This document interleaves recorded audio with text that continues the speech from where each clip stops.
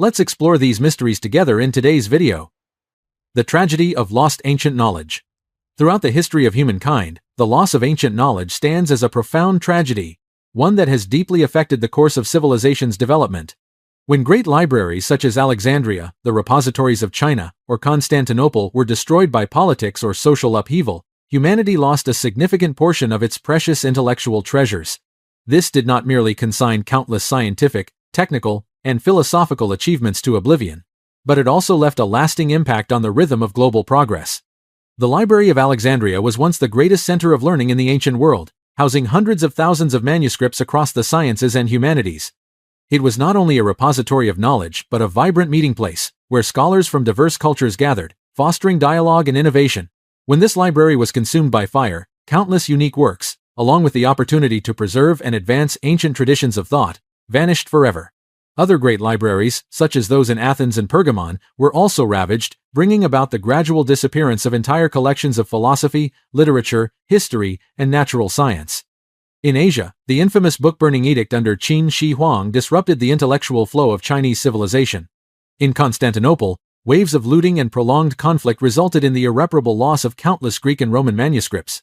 Medieval Europe faced waves of religious purges, reforms, and wars, leading to the destruction of libraries, the burning of books, and the long-term loss of entire bodies of knowledge over many centuries. A telling example of these consequences is found in the story of Hero of Alexandria, the inventor of the world's first steam engine and odometer.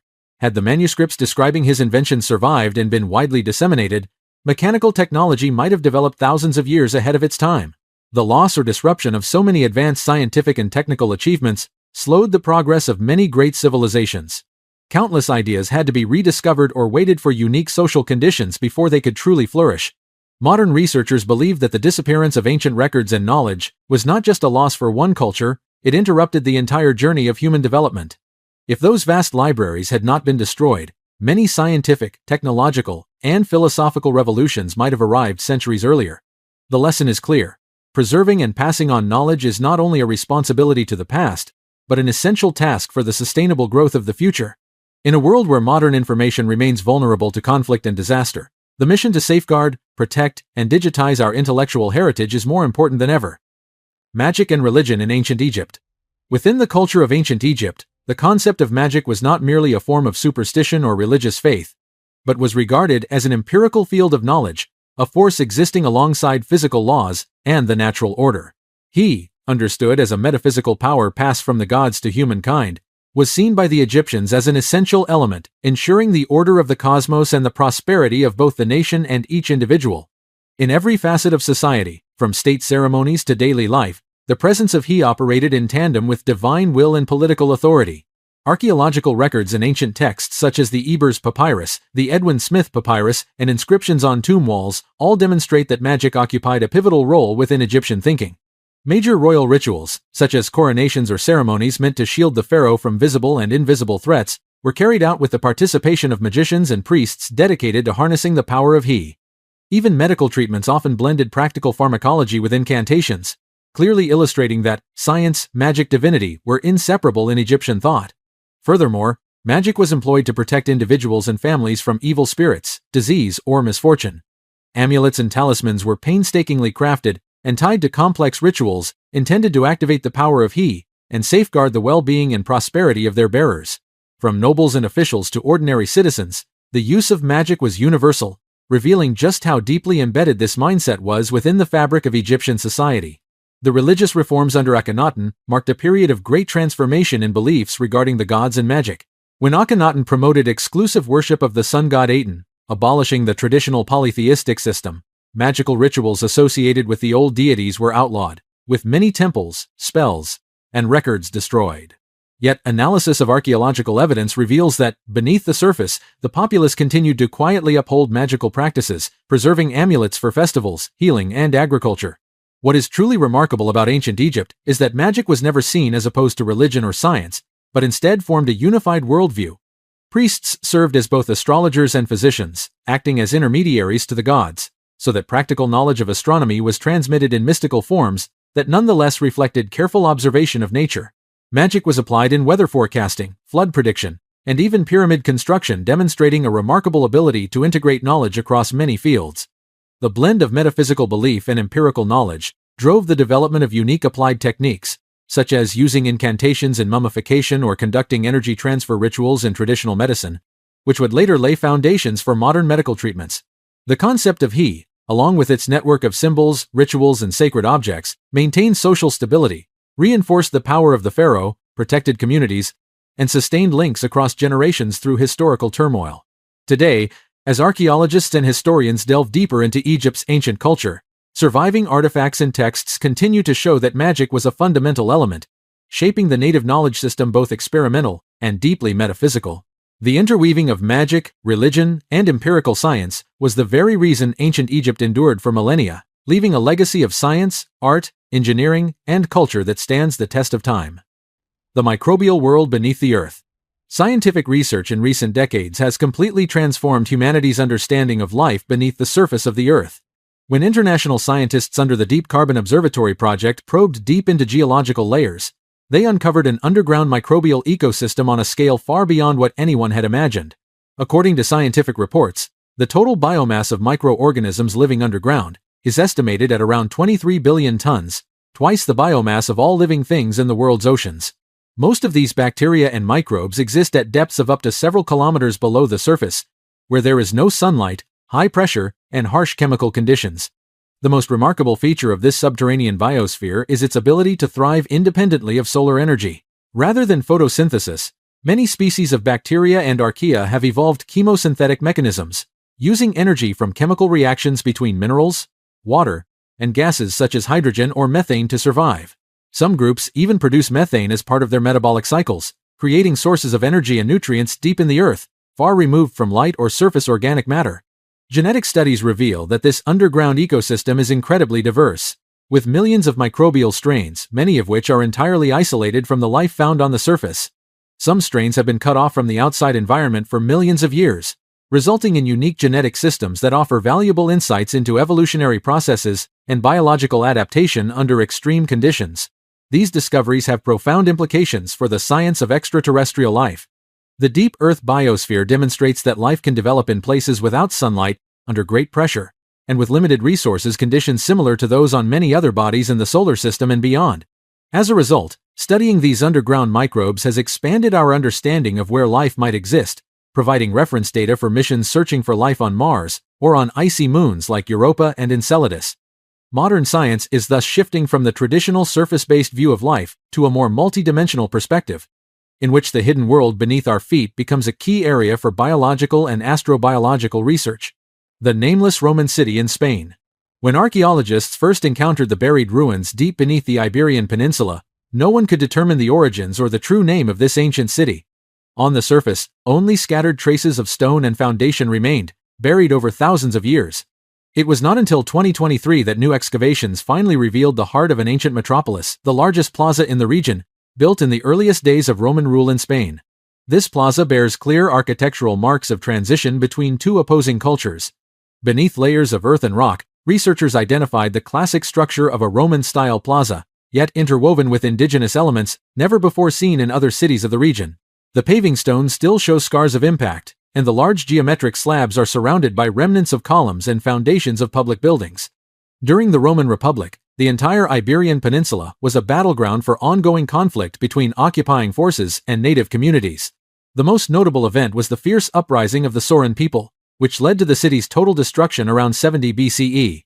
The devastation was so complete that the city was erased from ancient records and even lost its name on historical maps. Today, scientists have only reached the center of the plaza, and still cannot precisely determine the true size or boundaries of the city. All archaeological evidence points to a complex point of convergence, serving as a bridge between the old native civilization and the new Roman administrative system. This may be one of the earliest examples of Romanization, as the Romans gradually transformed traditional settlements into cities with standardized plazas and public infrastructure. From layers of charred ruins and debris, researchers are still searching for evidence of life before the Romans and the transformation that came with changing power. This nameless plaza has become the starting point for new questions about the rise and disappearance of ancient cities that once stood between two great cultures of Western Europe. What has been uncovered is only the beginning of a long journey, where each stone and each sediment layer could reveal a new facet of ancient urban history. The ancient telescope. The Nimrud lens, also known as the Nimrud crystal, is a piece of crystal discovered in 1850 at the Assyrian site of Nimrud in Mesopotamia. At around 3,000 years old, it remains one of the most controversial artifacts regarding ancient optical technology. This object, crafted from clear quartz crystal, is slightly oval in shape, with two finely polished convex surfaces. It has a measured focal length of about 12 centimeters and produces nearly 3 times the magnification of the naked eye. Its size and shape are remarkably similar to modern magnifying glasses, revealing the advanced crystal working techniques of the ancient Assyrians. As for its purpose, archaeologists and historians have proposed several hypotheses based on experimental trials and ancient records. The most common theory holds that the lens was used as a tool by craftsmen to engrave fine details on tiny objects such as seals, amulets, or jewelry items so small they would be hard to see unaided. With the magnification provided by the lens, artisans could create intricate patterns on precious objects, illustrating the synchronized development of art and technology in the ancient world. Another theory suggests that the Nimrud lens may have been used as a burning glass, focusing sunlight to ignite fire, possibly for religious rituals or special purposes in Assyrian spiritual life. This matches accounts from ancient Greek and Roman sources describing fire glasses used in temples or sacrificial ceremonies. Furthermore, the lens's ability to concentrate heat could have been useful in chemical experiments, materials processing, or even medicine. However, the most intriguing hypothesis comes from researcher Giovanni Pettinato, who proposed that the Nimrud lens could have been part of a more complex optical device, perhaps even an early prototype of the telescope, based on surviving records of ancient astronomy. According to Assyrian accounts, planets such as Saturn were described as the god surrounded by a ringed serpent, suggesting that observers saw Saturn's rings something nearly impossible without optical magnification. Pettinato argued that only with such devices could ancient people have perceived these distant features. Besides the Nimrud lens, similar artifacts have been found in ancient Egypt and Greece, raising the question of whether knowledge of optics and lens-making once spread widely across early civilizations, perhaps even before what is documented in historical records. If this is true, the ancients' understanding of optics, light concentration, and energy might have reached an experimental level long thought exclusive to the modern era. The scientific community remains cautious about these theories, due to a lack of direct evidence for the use of lenses in ancient astronomy.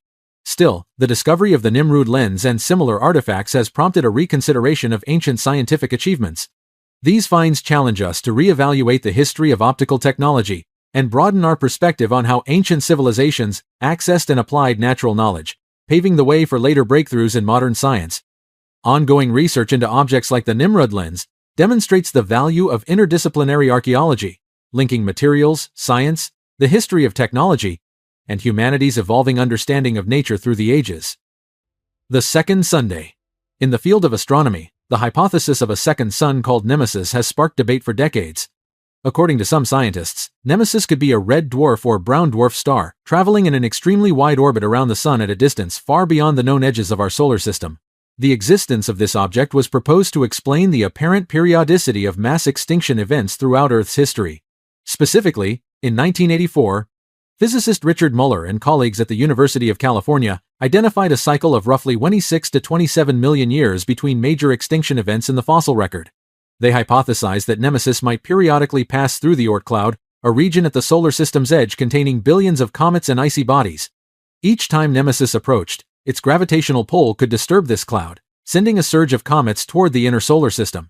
As a result, the likelihood of cometary impacts with Earth would increase, triggering large-scale extinction events driven by forces from outer space. However, no direct evidence for Nemesis has ever been found.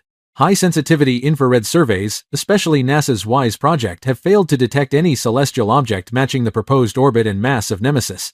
Some scientists argue that if Nemesis does exist, it must follow an extremely distant and faint orbit, or that the extinction cycles are actually the result of a complex combination of geological and climatic factors, rather than the influence of a single astronomical body. The Nemesis hypothesis remains a part of ongoing efforts to explain recurring extinction patterns in planetary history.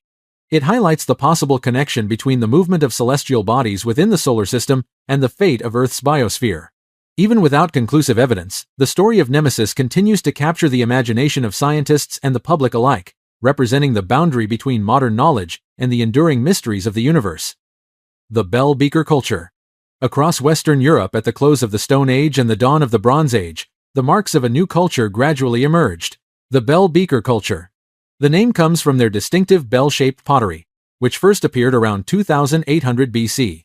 These pots, with their incised patterns and uniform shapes, have become the hallmark of one of the most widespread cultural phenomena in European prehistory. The influence of bell beaker extended far beyond pottery. It brought sweeping changes to burial practices, metallurgy, and especially the composition of populations across the continent. Archaeological evidence shows that these bell-shaped vessels spread from the Iberian Peninsula, through Western and Central Europe, across the British Isles, and even as far as Hungary. As it spread, bell beaker carried with it advanced techniques in bronze working, arrowhead manufacture, new forms of jewelry, and social organization altogether different from earlier cultures like the funnel beaker people or those who built Stonehenge. Bell beaker's impact was not limited to art and technology, it left a direct genetic imprint on European history. Modern DNA studies of hundreds of bell beaker skeletons reveal a dramatic shift in population makeup. In Britain, especially, the genetic profile of bell beaker newcomers virtually replaced that of the Neolithic inhabitants within just a few centuries. Ancient DNA analysis shows that more than 90% of the genes of modern British people originate from the bell beaker migrants, while much of the genetic legacy of Stonehenge's builders has vanished. Along with this population replacement, bell beaker brought new physical traits, lighter skin, hair, and eyes, as well as cultural habits that persist to this day. For years, archaeologists debated whether bell beakers spread by mass migration or cultural diffusion. Recent archaeological and genetic research shows that while the distinctive pots may have been exchanged through interaction, population replacement in regions like the British Isles was indeed driven by migration. This shift also transformed the foundations of society, including agricultural and livestock practices, laying the groundwork for the Bronze Age and the rise of European civilization. The legacy of bell beaker is not only found in its unique ceramics, but also in the massive waves of migration and cultural change that reshaped the genetic and cultural map of modern Europe. Each bell-shaped cup unearthed on the plains or steppes of Europe is a fragment of the larger story of human movement, and mixing a story that forms an inseparable chapter in the history of Western ancestry. Illusion and mechanization in ancient temples. In the temples of the ancient world, especially those of the Mediterranean, the blend of mechanical engineering and theatrical spectacle created experiences that defied the everyday understanding of ordinary people. Hero of Alexandria stands as a prime example of this creative trend. He was not only an inventor, but a pioneer in a new field where mechanical devices were used to produce effects that seemed truly supernatural. Hero described and built a range of devices that used air pressure and pulley systems to simulate phenomena beyond the layman's explanation. Most famously, he designed automata statues that could pour water automatically by exploiting the expansion of air when altar fires were lit. Heat increased the pressure, driving liquids through pipes into the statue's vessel, and creating movement that witnesses could only attribute to divine intervention. Similarly, temple doors could open automatically using counterweights and hydraulic mechanisms. When the altar fire burned hot enough, the doors would swing open, as if commanded by the gods. Speaking statues operated on the principle of sound transmission from hidden chambers behind walls or inside the statues themselves. When a priest spoke from a concealed position, the sound traveled through hollow tubes to the statue's mouth, making worshippers believe the deity was truly present. Hero also described thunder-making devices. By releasing iron balls into metal cauldrons as the temple doors opened, the resulting roar amazed attendees and heightened their belief in supernatural power. Another long-debated mystery was the phenomenon of eternal flames, temple lamps, that seemed to burn without any visible fuel source. From a technical perspective, it's likely that priests used underground pipes to feed oil or bitumen from hidden reservoirs, ensuring a constant supply of fuel that would have been undetectable to outside observers. These inventions testify to the remarkable technical skills of ancient engineers, and the close partnership between applied science and architectural design within religion. Creating such supernatural experiences not only increased the spectacle of religious rites, but also reinforced the authority of the priesthood, turning technological innovation into proof of divine power. A scientific analysis of these devices reveals them as achievements born from careful observation and a deep practical grasp of physics and mechanics. The spatial organization, transmission systems, and use of pressure show a sophisticated understanding of how matter behaves. Through this, religious ritual was not only an expression of faith but also a testing ground for technology, fueling scientific progress and inspiring new generations of creators. The legacy of Hero of Alexandria and other ancient engineers shows that the boundary between magic and science has always been in flux throughout the progress of human knowledge. It is precisely this intersection that paved the way for some of the greatest technological leaps in history. The hypothesis of knowledge beyond its time. In his work Phaedo, Plato has Socrates present a striking image of the earth as a multicolored sphere seen from above. From a modern viewpoint, this description evokes images of Earth as seen from space, with its surface reflecting a mosaic of terrain and atmospheric color. This has led to speculation that the ancient Greeks may have possessed knowledge that surpassed traditional observation, or perhaps even had access to timeless cosmic insights. Yet a full analysis of the historical and scientific context shows that most such descriptions were primarily artistic metaphors, reflecting the philosophical tendency of the Greeks to idealize the cosmos and the material world. By that era, the spherical shape of Earth was accepted by many scholars, especially Pythagoras and the pre-Socratic astronomers. The description of vivid colors may have come from direct geographical observation, or from a desire to create a harmonious and unified vision of the cosmos in line with Platonic philosophy. The real question is, did the Greek philosophers actually possess or predict cosmic truths, only later confirmed by modern science, or were these merely products of philosophical imagination? Greek achievements in mathematics and astronomy, such as the recognition of Earth's sphericity or the prediction of eclipses, were major steps forward, but still grounded in direct observation and rational inference. There is no concrete evidence that the Greeks ever viewed Earth from space or had the technology to see the planet on a cosmic scale.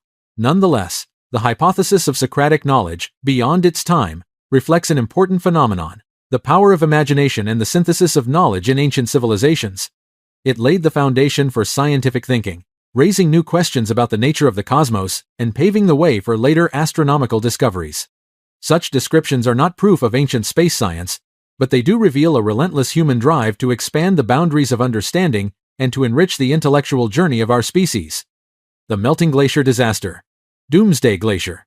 The Thwaites Glacier in West Antarctica has become a source of growing concern in the global scientific community. It is one of the world's largest glaciers by mass and area, acting as a natural dam that helps stabilize the entire West Antarctic ice sheet.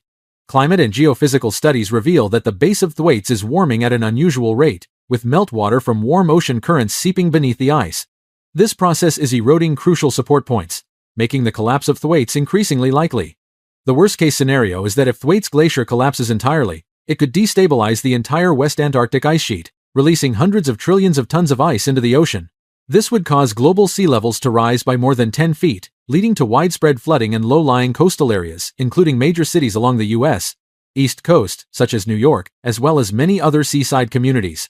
The consequences would not just be the loss of land, but dramatic upheaval in population and the fabric of urban ecosystems. Faced with this threat, scientists have proposed several large-scale intervention strategies. One idea is to pump seawater onto the glacier's surface during winter, using the cold climate to freeze new layers of ice and help slow melting at the base. Another, more technical approach is the construction of submerged barriers, vast underwater curtains placed in front of the glacier's grounding line to block warm ocean water from reaching the most vulnerable parts of the ice.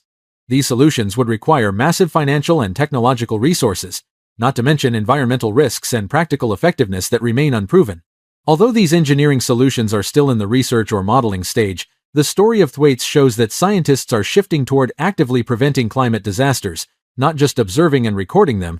Intervening in a continent-scale ice system presents unprecedented challenges in the history of Earth science, demanding international cooperation, and most importantly, decisive climate policy on a global scale.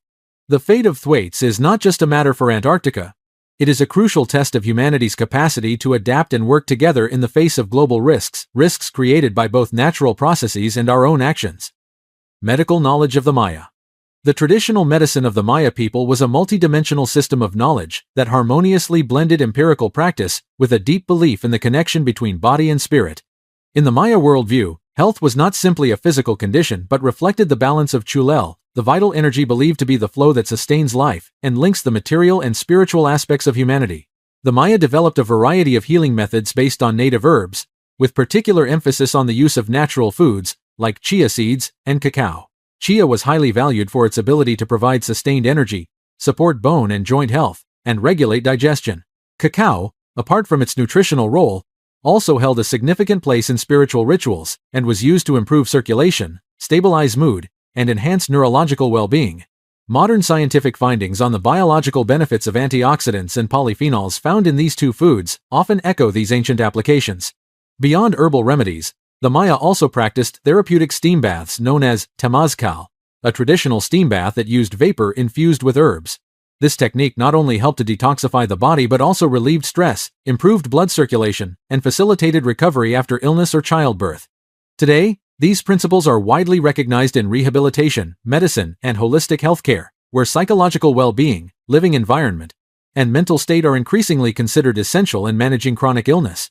The concept of Chulel is inherently systematic, reflecting an integrated view of the biological body and its environment, and implying that personal health depends on the harmony of physical, mental, and communal factors. This mirrors modern theories of psychosomatic medicine and preventive health, in which nutrition and social interaction are now known to be closely linked to long-term well-being.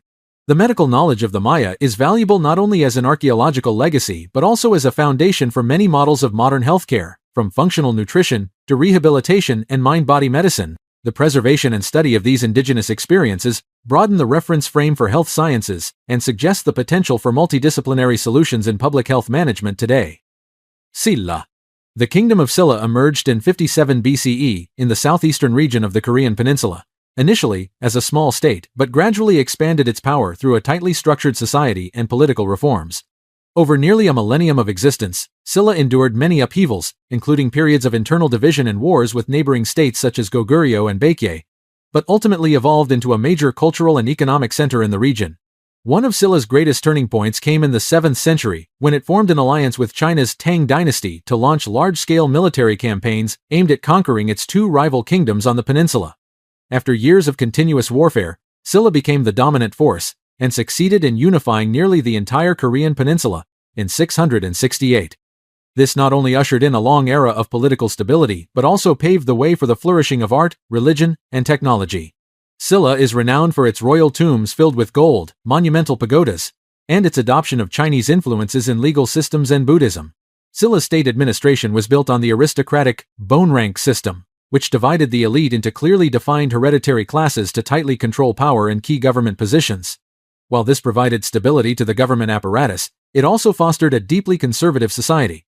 By the 10th century, Silla began to weaken under internal strife, pressure from regional military powers, and the rise of the Goryeo dynasty. In 935, Silla officially came to an end after nearly 1,000 years, leaving a profound legacy in Korean history in terms of art and governance. Recent archaeological research in Gyeongju, the ancient capital of Silla, continues to reveal the complex development of this kingdom, which once played a central role in cultural exchange across medieval East Asia. The Queen of the Night. Among the world's most important collections of antiquities, the terracotta statue known as the Queen of the Night remains an unsolved mystery at the British Museum. Created about 4,000 years ago at the height of Babylonian civilization, this relief depicts a naked woman standing atop two lions, surrounded by owl motifs. Although medium in size, its symbolic weight far surpasses that of an ordinary religious artifact. Material analysis shows the statue was fashioned from high-fired clay using advanced kiln techniques rare in ancient Mesopotamia. The sharply carved details reflect the artist's exceptional skill and reveal a deep sense of aesthetics and mythology that laid the foundations of both religion and power in Babylon. The artifact's value lies not only in its form but also in its complex layers of meaning. Scholars have long debated the true identity of this figure. Some believe it represents the goddess Inanna, the Sumerian deity of love and war. Others see links to Lilith, a character from ancient Jewish tradition known as Adam's first wife, who later became a symbol of rebellion. This association has sparked deep discussions about the transmission of mythological motifs between Mesopotamia and the ancient Near East, and the formation of foundational stories that later influenced the great world religions. The true origins of the Queen of the Night remain elusive, as its discovery lacked detailed archaeological documentation. The artifact appeared in England in the early 20th century, and was only authenticated as a relic from the era of Hammurabi after decades of scrutiny. Efforts to reconstruct its original colors and compare it with similar objects have offered some insight into its role in religious ceremonies, but its deeper symbolism remains unresolved. For this reason, the Queen of the Night endures as a symbol of the boundary between legend and archaeological reality, a meeting point where history and imagination converge, opening up endless questions about the nature and evolution of ancient Mesopotamian civilizations and their lasting influence to this day. The submerged prehistoric colony off Australia. Recent surveys of the continental shelf off Australia have revealed traces of a community that once existed on land, now sunk deep beneath the sea. Using stratigraphic data and paleo-environmental modeling, an international research team identified evidence of an ancient network of rivers and lakes, along with signs of prehistoric human presence. Fossilized animal remains and crude tools found in these sediments have been dated to about 2.5 million years ago, far earlier than any previous record of human presence in Australia. This discovery raises significant questions about ancient migration, and when the first human groups reached this region. Geological analysis of the coastal zone shows that at the end of the Pleistocene, when sea levels were lower, Australia was joined to surrounding lands by a vast land bridge. Prehistoric migrants, likely members of ancient hominin species, may have crossed this bridge before geological and climate changes submerged the area beneath the modern sea. The remains of this underwater settlement not only push back the known timeline of human history in Australia, but also suggest the appearance and extinction of early human communities far earlier than previously believed. As the last great floods of the Ice Age swallowed the land bridge, evidence of human activity and the foundations of early societies were gradually buried beneath layers of seabed silt. This discovery challenges traditional theories of human evolution and raises the possibility of ancient ocean-crossing migrations that could have occurred millions of years ago, long before Homo sapiens appeared on the evolutionary map. Africa splitting in two. Beneath the soil of Kenya, geological upheaval is taking place at a pace that has captured the attention of scientists worldwide. A massive fissure has suddenly opened and is expanding through the narrow region, dividing communities and disrupting the lives of thousands. This phenomenon is not merely the result of heavy rainfall or surface erosion. It is rooted in a profound tectonic process unfolding deep within the Earth's crust. Scientists have identified this as the opening phase of continental rifting, where Africa is slowly splitting into two tectonic plates along the East African Rift System. This process is driven by a superplume of heat beneath the lithosphere, where molten energy and material from the mantle rise upward, deforming and stretching the continental crust. Under these forces, Africa has developed weakened zones, running from the Red Sea through Ethiopia down to Mozambique, forming a vast network of rift valleys. The fissure in Kenya is just one surface manifestation of a process that will play out over millions of years, as the accumulating power of geological forces gradually separates two immense landmasses. This event is especially significant in the context of Earth's geological history. Hundreds of millions of years ago, Africa and South America were united as part of the supercontinent Gondwana, only to be split apart by similar processes, giving rise to the Atlantic Ocean and today's coastlines. The developments in East Africa today are a natural recurrence of plate tectonics, revealing how oceans and continents have continually formed and reshaped over hundreds of millions of years. If the process continues, a new ocean will eventually emerge between the two halves of Africa, creating a landmass isolated much like Madagascar. This is not just a geological milestone, it will profoundly affect environments, climates, and even the evolutionary trajectory of life in the distant future. Researching, monitoring, and forecasting these changes is an inseparable part of modern geology, laying the foundation for a deeper understanding of Earth's formation and the pivotal role of internal planetary forces in shaping the very ground on which humanity lives. Theories about Atlantis and lost civilizations around the world. Theories about Atlantis and other lost civilizations no longer focus on a single location. Instead, they have expanded as research in geology, ancient history, and global archaeology has deepened. One of the most prominent cases is Akrotiri on Santorini, a city belonging to the Minoan civilization. Layers of ash, several meters thick, cover the buildings, while intact water systems preserved after the eruption reveal a level of technological and social organization rarely matched for its era. By examining ancient Greek texts, researchers have found striking parallels between the volcanic eruption and tsunami that destroyed Aegean coastal cities and Plato's legend of a sunken city. The archaeological remains demonstrate a mastery over water management and urban planning, an advanced achievement only now being fully understood through modern analysis of the ruins. In Spain's Donana region, interdisciplinary studies using geology and satellite imagery have revealed enormous concentric circles and traces of ancient construction made from exceptionally durable materials. When compared to Plato's descriptions, the concentric rings and water barriers in Donana provide the closest model to the fabled city of Atlantis. The site's proximity to the Atlantic Ocean further supports the idea that this might once have been a major commercial hub or city destroyed by geological upheaval, perhaps a tsunami or massive land subsidence thousands of years ago. Some materials and artifacts found here are now being analyzed for their age and origin, to determine whether they are the work of nature or evidence of a society that disappeared before recorded history began. Malta's 35 megalithic stone temples stand as examples of early independent complex societies in the Mediterranean. These temples were constructed with precise astronomical knowledge, aligned with eclipses and solstices, evidence of advanced measurement skills and religious organization that have outlasted their time. Many of Malta's oldest structures have now been claimed by the sea, lying submerged below the modern waterline, fueling the hypothesis of coastal civilizations lost to rising oceans at the end of the last ice age. Off the coast of the Azores, geologists have documented underwater terraces that suggest sudden rises in sea level may have swept away ancient communities. The Eye of the Sahara, a massive geological structure with concentric rings dozens of kilometers across, was once thought to be a simple landmark but is now drawing the attention of archaeologists because its shape so closely mirrors ancient maps of Atlantis.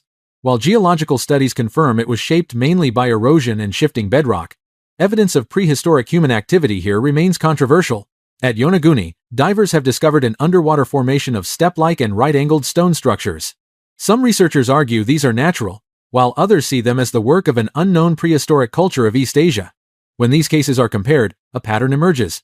Each site has legends of advanced cities that flourished, then vanished suddenly in the face of natural disaster. Radiometric dating, analysis of architectural forms, and comparison with ancient records now offer a new perspective, that early civilizations may have achieved high levels of development, only to be swept away by extreme environmental changes at the end of the Ice Age. These theories have moved beyond simply asking, "Where is Atlantis?" and now consider the broader question of how cycles of growth and collapse have shaped ancient civilizations worldwide. Each new archaeological discovery from the Mediterranean to West Africa adds to the growing puzzle of humanity's past. Whether Atlantis was metaphor or reality, it has become a touchstone for modern archaeology to re-examine the arc of social evolution and the relationship between people and climate change in ancient history.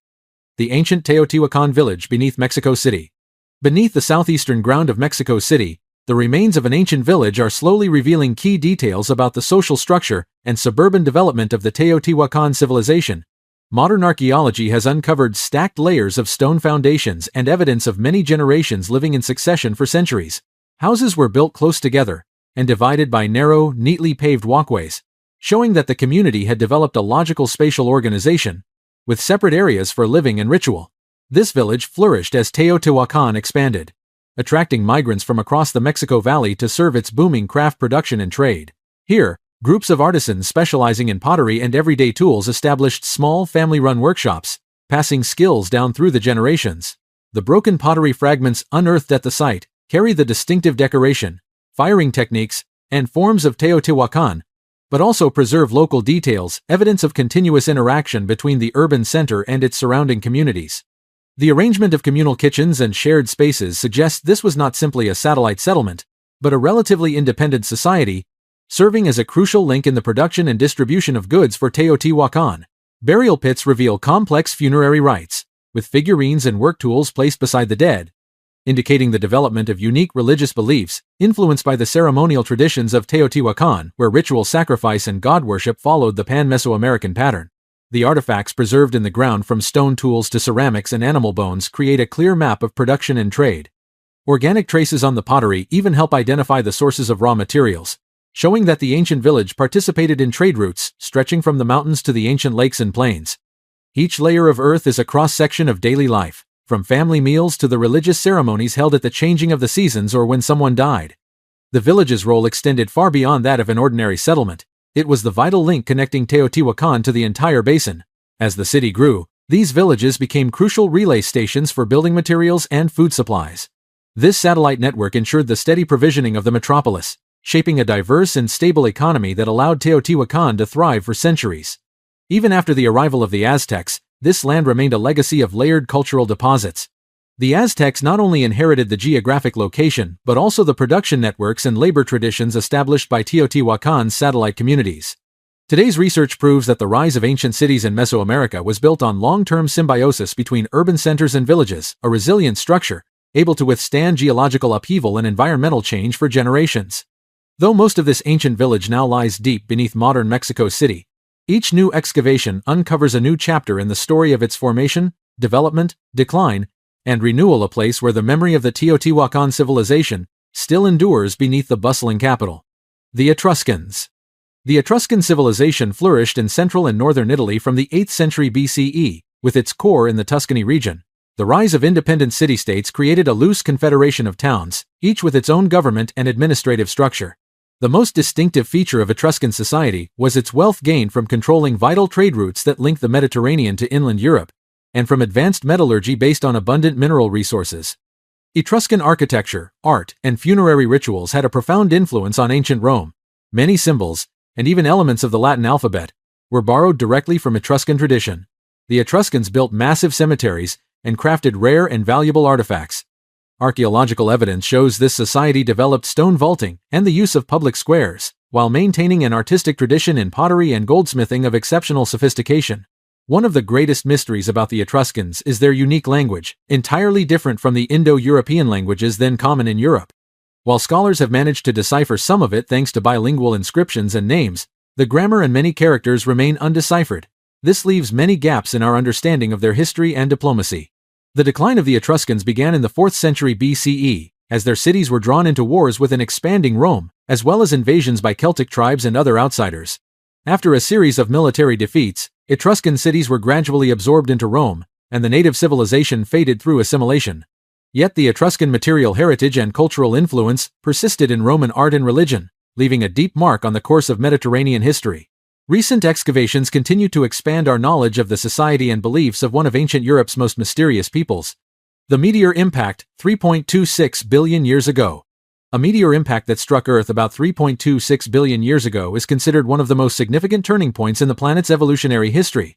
Geological studies in South Africa have uncovered traces of a massive impact, leaving behind layers of rock rich in phosphorus and iron. By cross-referencing isotope data and chemical composition, scientists concluded the meteor measured between 23 and 36 miles, across 50 to 200 times larger than the one that wiped out the dinosaurs. When the collision occurred, its enormous energy vaporized and scattered the meteor's material into the atmosphere, creating a global shower of phosphorus-rich debris. Phosphorus is an essential element for all life, forming the backbone of DNA and energy-carrying molecules like ATP. This sudden influx of extraterrestrial phosphorus enriched the chemistry of Earth's early oceans, fostering the formation of complex organic molecules. At the same time, iron was added to the water, especially in shallow coastal zones, enhancing the catalytic reactions of early biochemistry. Beyond chemistry, the impact sent shock waves through the dynamics of the primordial oceans. Tidal flows, seismic waves, and water mixing distributed nutrients throughout the newly formed seas. This churning did not just spread organic and inorganic materials, but also created opportunities for ancient microbes to access the energy sources they needed to spark the first cycles of life. Over time, subsequent geological changes erased much of the direct evidence of the event. Yet the layers of phosphorus and iron-rich sediment remain as cosmic signatures, allowing scientists to trace the origins and evolution of life. These findings not only highlight the role of cosmic events on Earth, but also suggest that meteor-delivered elements may be a universal mechanism for jump-starting life on other planets. From a planetary science perspective, the 3.26 billion-year-old impact is meaningful not only for Earth, but for our understanding of life's potential throughout the universe. It links geology and biology in a causal chain, supporting the modern view that the origins of life are shaped by both planetary and cosmic forces. Goblin Valley. Goblin Valley in Utah stands as a remarkable example of the intersection between long-term geological processes and traces of ancient native cultures in North America. The area is distinguished by bizarrely shaped sandstone formations, created over millions of years of weathering and natural erosion. Wind and temperature changes have sculpted clusters of rocks into shapes reminiscent of living creatures, or goblins, giving the place its name. Geologically, these rocks belong to the Entrada Sandstone Formation from the Middle Jurassic era. The unique mineral composition and ancient climate conditions produce thousands of rounded stone columns, bulbous at the top and tapering below, creating an almost surreal landscape. Beyond its natural wonders, Goblin Valley bears evidence of the activities of ancient peoples like the Fremont and Ute. On the surrounding cliffs, archaeologists have found numerous petroglyphs and pictographs. These testify to a long human presence and the enduring relationship between people and this desert environment. The cultural relics are a rich source for understanding daily life and show a deep spiritual connection between native communities and their landscape, with symbols of animals, religious rituals, and communal life etched into the rock. Today, Goblin Valley is not only a key site for geology, paleontology, and archaeology, but also a national park celebrated by the public, a place where science and heritage are preserved and honored. Exploring Goblin Valley broadens our understanding of landscape formation and the legacy of ancient civilizations that once flourished in this land. The Eastern Atlantis. Beneath the turquoise waters of the Arabian Sea, a research team from the National Institute of Ocean Technology in India has identified a site lying nearly 26 feet below the surface, stretching along the coast of Gujarat. Rows of stone walls and an intact drainage system point to a carefully planned urban structure. Analysis of charcoal samples and organic material deposited here has dated the site to over 7,500 years before Christ, far older than many ancient cities known in India or the wider ancient world. Within the remaining sediment, scientists discovered what appear to be temple structures, residential zones, and straight causeways linking architectural clusters. Numerous stone tools and fragments of coarse pottery were scattered through the coastal sediment layers. These findings align closely with descriptions of Dwarka in the Mahabharata, an epic city said to have been built by the god Krishna, recorded as possessing stone buildings and advanced waterworks. What lies on the seabed raises profound questions about the technological abilities of the people from this era. They employed construction and water management techniques to create a city capable of supporting daily life and trade along the coast, a level of organization typically seen only in much later civilizations.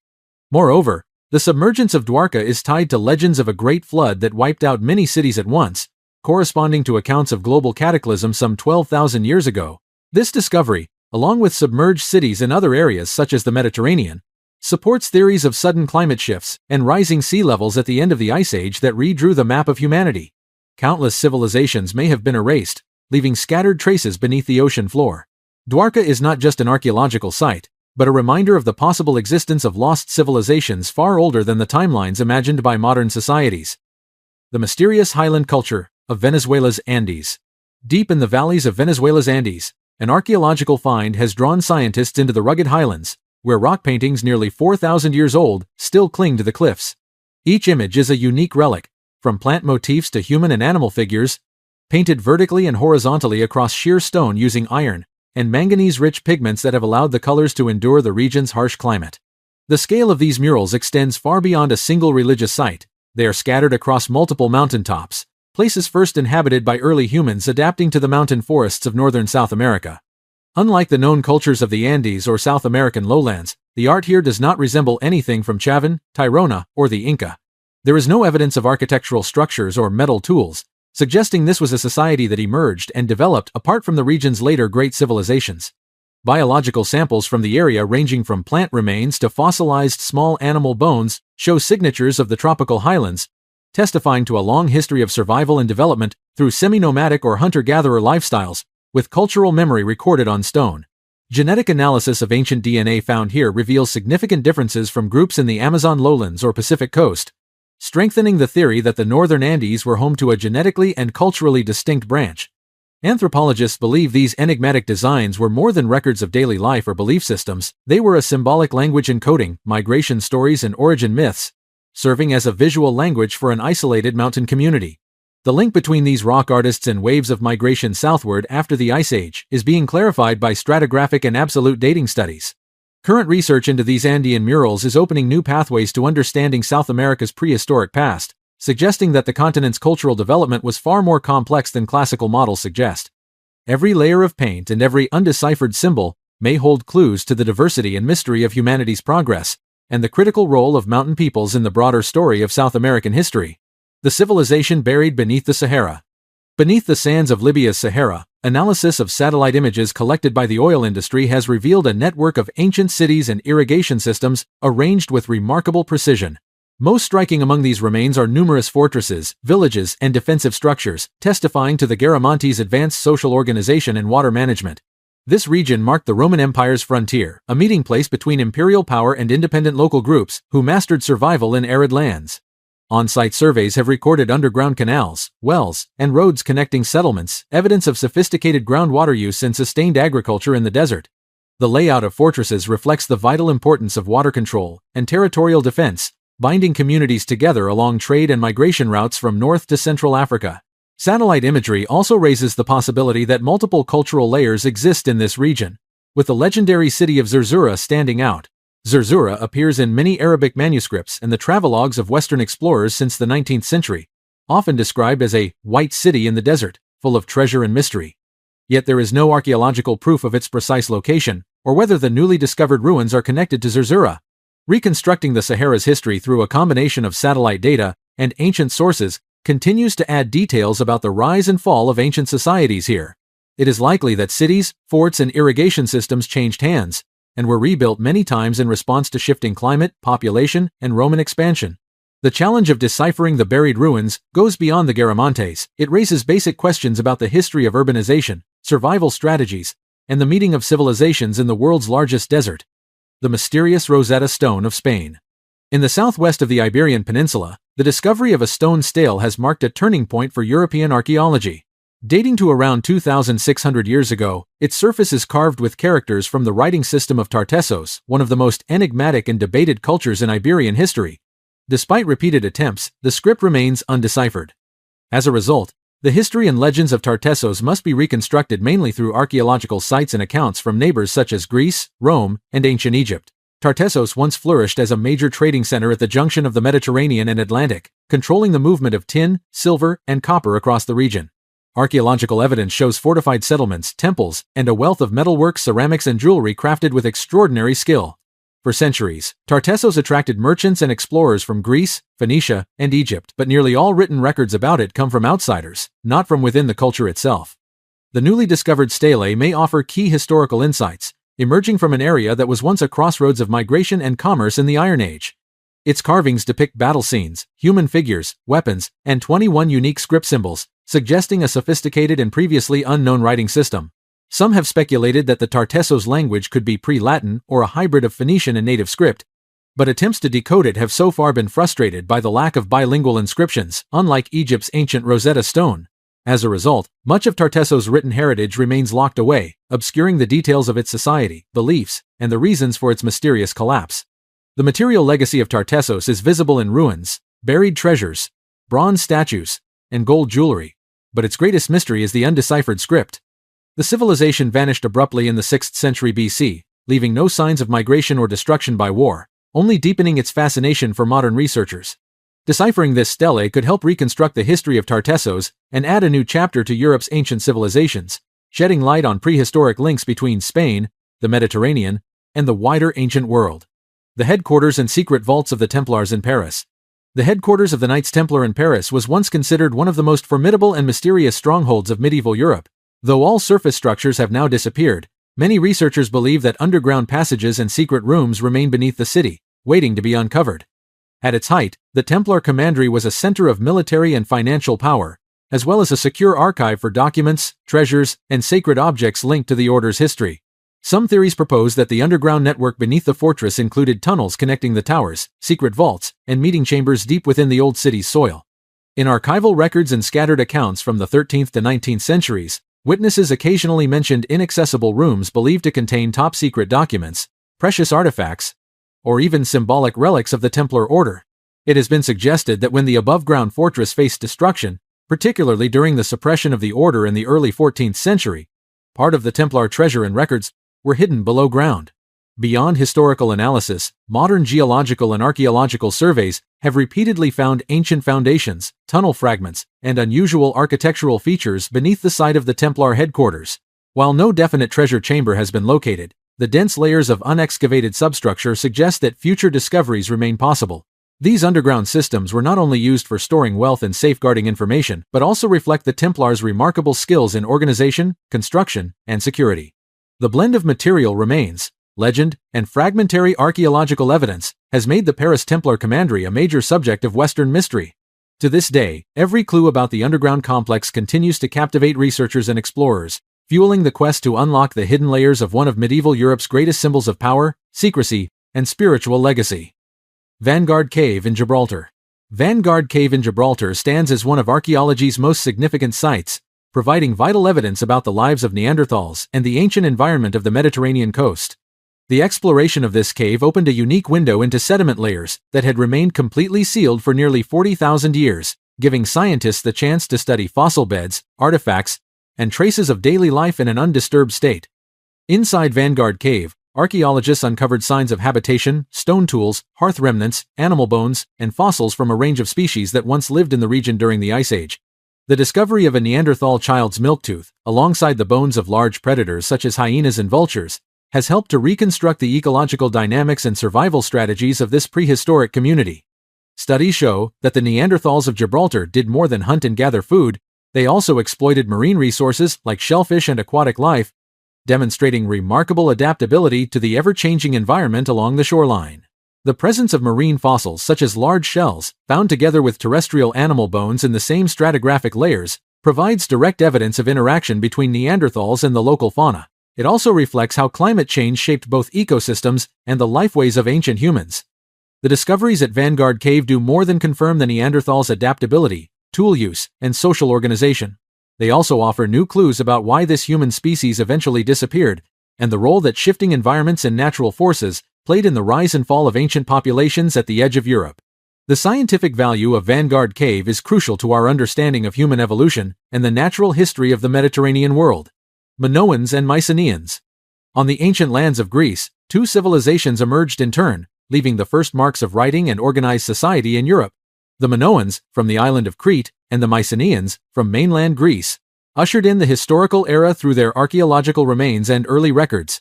For centuries, these two communities developed palace complexes, ritual centers, and trade networks, laying the groundwork for later cultural, technical, and political traditions. The Minoan civilization rose on Crete in the 3rd millennium BC, built upon maritime trade and a web of cities centered around palaces like Knossos, Phaistos, and Melia. The intricate architecture of their palaces, walls adorned with frescoes, and vast storerooms all point to advanced organization and economic control. Their language, recorded in the undeciphered Linear A script, remains one of history's puzzles. The Minoans engineered water systems, workshops, and metallurgical facilities, expanding their influence through trade with Egypt and the Near East, contributing to a far-reaching network across the ancient seas. In the early 2nd millennium BC, the Mycenaeans gradually supplanted the Minoans, inheriting much of their knowledge. On the Greek mainland, fortress cities such as Mycenae, Tiryns, and Pylos rose with massive cyclopean stone walls, palaces, and rooms inscribed with Linear B, the first script to record the Greek language. The Mycenaeans created a militarized society, fostered a warrior elite, built fleets, and extended their reach across islands and coastal plains. This civilization became a vital connector among the hubs of the eastern Mediterranean, and gave rise to the heroic legends the Iliad and Odyssey that Homer would later immortalize. The collapse of both civilizations occurred during a period of profound upheaval, lasting decades at the end of the 2nd millennium BC. Geological and archaeological evidence point to natural disasters, earthquakes, tsunamis, and especially the eruption of Santorini volcano, which directly impacted Minoan centers. Afterwards, waves of conflict, war, and incursions by new groups from the north weakened the Mycenaean palace system, culminating in the fall of the Old Order. After the fall of their centers of power, Greece entered a transitional era full of unsolved mysteries. Yet the legacy of the Minoans and Mycenaeans continued to shape future generations.